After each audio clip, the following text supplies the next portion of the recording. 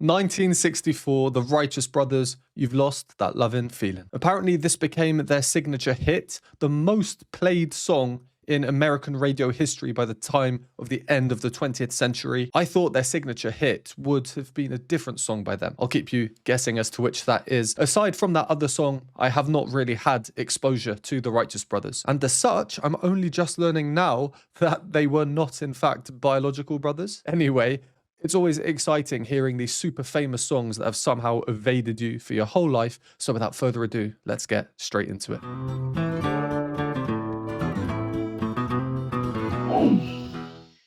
You never close your eyes anymore when I kiss your lips.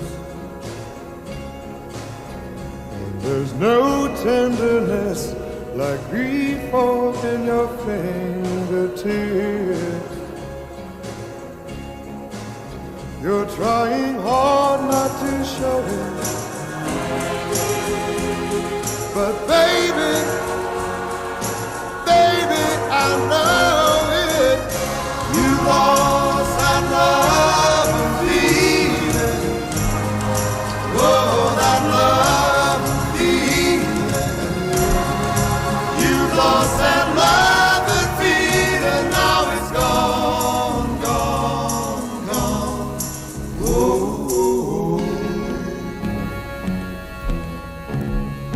Now there's no welcome. Well, okay, there are a lot of really interesting musical things that we have just heard. So unexpected and unconventional by traditional kind of Western musical standards. If you've watched my videos before, you know that after a minute or so, I pause and then talk about the music, what we've just heard. I'm going to start by not doing that. I just want to say that he looks like a mix of Will Ferrell and Ron Perlman. Crazy. Those are just my immediate thoughts. Anyway, let's dig into why I think this is such an interesting song so far. Firstly, their voices. His voice, I love it. It's got this very natural husk, manly, lower set, you know, like a baritone range. Really suits that opening phrase. It's a voice you don't typically hear of pop artists today, and by pop, I just mean popular. Generally, their chest voices tend to be pretty high, like more natural set tenors. But then, when the upper harmony comes in the second voice, You lost that lovin' feelin'. it's a different type of voice. We can hear that. It's more airy, delicate. They're so different, but they just complement each other really, really well. We can, of course, hear additional voices layered in. Oh, that lovin' feelin'. And I'm not talking about the backing choir. They are additional voices. So my take is that this is not a live performance, at least not the audio that we're hearing. I'm just going to quickly check, actually. Let me find a studio version. Oh, that lovin' feelin'. Oh, that lovin' feelin'.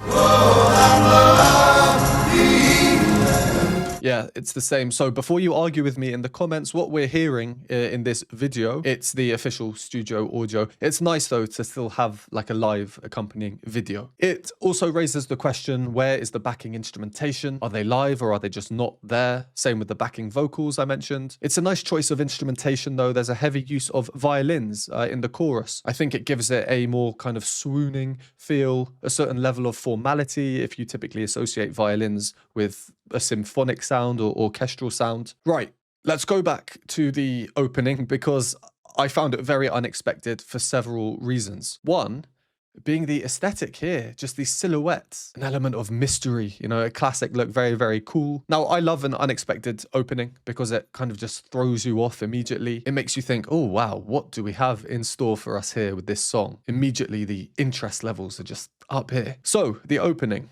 You never close your eyes. It's a cappella, and then it kind of stays near a cappella. Seems quite vulnerable. Let's just have a listen again. You never close your eyes. That phrase, close your eyes, where it starts and ends, that interval is a tritone. The tritone used to famously be known as diabolus in musica, meaning the devil in music, because of its very peculiar properties. So aside from that tritone that is being outlined, the chord that we're hearing is this. You'll never, and then on close your eyes, close your eyes. You'll notice his melody is clashing with one of the staple notes of that chord. That's odd, it's dissonant. It immediately causes tension in the music. We can just hear it. Quite fitting considering the lyrics that he's singing. Otherwise, the harmony is quite simple in the sense that we just move back and forth between these two chords.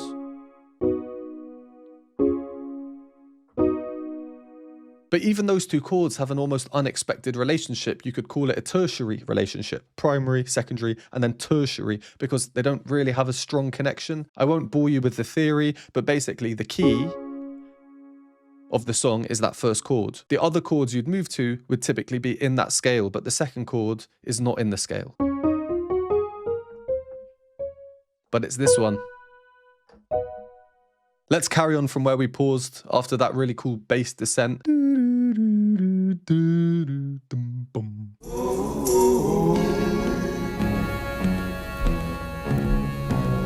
Again, playing around with the modality, the modes, which notes they're choosing to use from musical scales. Really interesting. Now there's no welcome look in your eyes when I reach for you.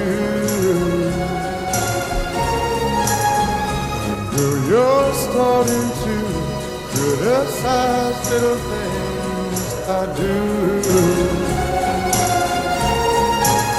The changes in volume, by the way, suddenly becoming loud and quiet. Maybe it's part of the performance, crescendo, diminuendos, but I also think it's just the audio. It's a little bit inconsistent, so that's not me doing it. It's just how it is. It makes me just feel like crying. 'Cause baby, something beautiful about it. You lost that lovin' feelin'. Oh, that lovin' feelin'. You lost that lovin' feelin'. Now it's gone, gone, gone. Whoa, whoa.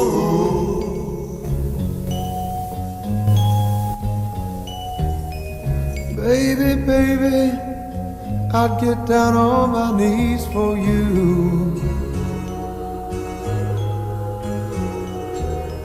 If you would only love me like you used to do, yeah. We had a love you don't find every day. So don't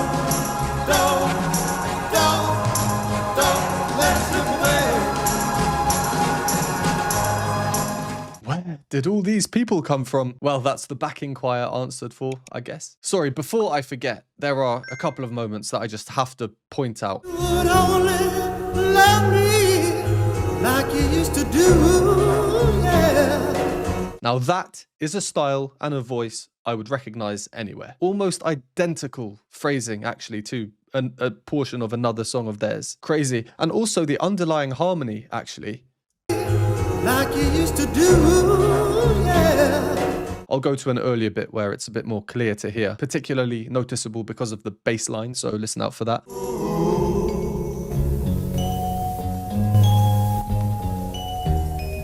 There is no way I am the only person thinking of Grease right now. Summer loving had me a blast. You were thinking it too, don't even deny it. So the chords that we get now are different to before. What are we hearing? That's a much more standard and conventional chord progression, unlike the verses and everything we've heard previously. Earlier on, I did mention the kind of symphonic feel that a violin gives if played in this style. Well, it's even more exaggerated now with the tremolos that we're getting. I do. It makes me. And the rest of the instrumentation does sort of follow suit down the orchestral type of path. We start off the song a little bit jazzy, you know, a cappella, and we have the bass and the hi-hat sound and percussion all very subtle and cool. But later on, as the song progresses, we do pretty much get a full orchestral suite. We have different instrumental families. You have your brass, your strings, of course, percussion, but they're also combining that traditional classic feel with the modern instrumentation. Electric guitars and bass, I imagine. Probably some keyboards in there and synths as well. 'Cause baby, something beautiful about it. What a line. The tiny little crack in his voice. I mean, overall, it is quite a slow song. Consistent, but slow. So getting some sort of rhythmic energy might be a little bit more difficult than in other faster up-tempo songs. So just before we have the second voice now joining for the chorus, I love what actually happens with the rhythms there in that bit I just played. And again, the violins are just so pivotal in bringing attention to what they do here. Let's have a listen again. Baby, something beautiful about it. You lost that. Excuse my silly actions, cha, cha, cha, cha, cha, cha, but that is called a hemiola. Hemiola's great way of just injecting some rhythmic energy into the song. All a hemiola is you take a couple of bars or measures thinking in 1, 2, 1, 2, as we are for the song, and then just make them a tiny bit quicker, and instead you have bars of 3. 1, 2, 3, 1, 2, 3, in the same space as 1, 2, 1, 2. So you get 6 beats overall instead of 4. They do also play around with the rhythms at the start of the chorus when we have the 2 voices. You lost that lovin' feelin. You've lost that staccato, that disjointed. If we go back and hear that same line the first time we heard it. Baby, I know it.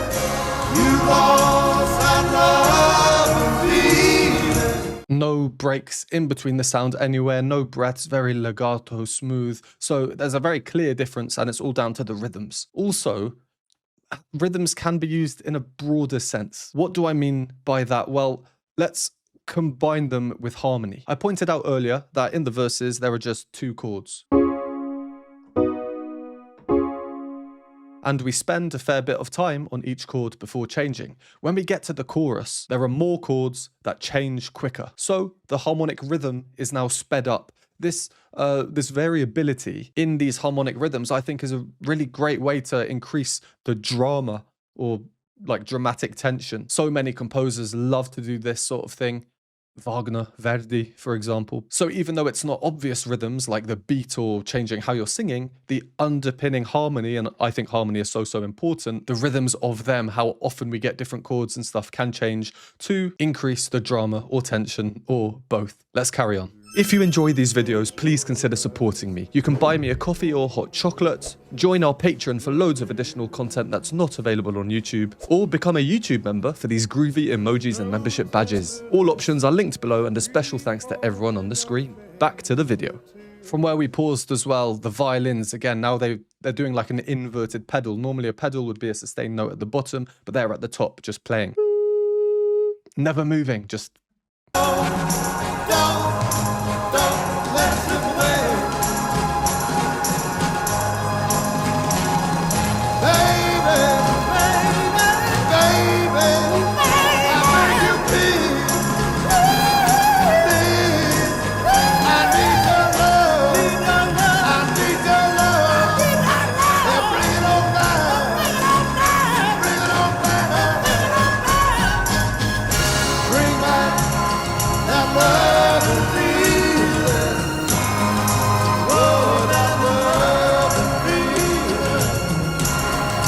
Bring back that love and feeling, 'cause it's gone, gone, gone. And I can't go on. Oh,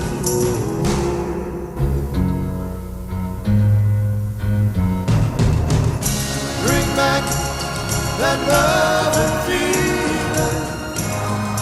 Oh, that love and feeling. Bring back that love and feeling. Oh, and there we go. Fading out to nothing. This time, bring back that loving feeling.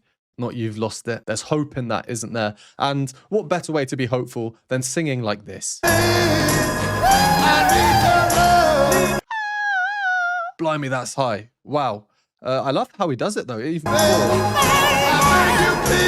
This blended voice, a lot of chest actually, a surprising amount in that sound, which makes it sound almost quite juvenile.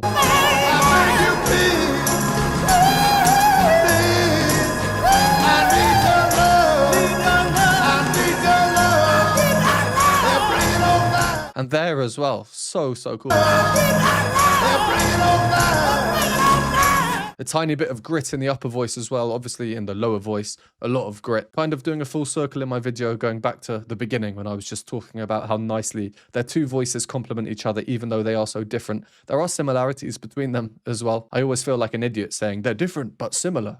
That does not make sense, but it somehow does, and music doesn't make sense, and it can express what words cannot, so I'm gonna stop trying. Really nice song, really nice song, full of surprises. Not only surprises like that, going super high at the end, or the instrumentation or textural changes, but from a more theory perspective, the harmony, it's just really interesting. So much was unexpected in this song, really. And generally speaking, I really like unexpected songs. Keeps me on my toes. It's obviously much better when the unexpectedness is good. And in this case, yeah, it's good. Right, well, let's leave that one there.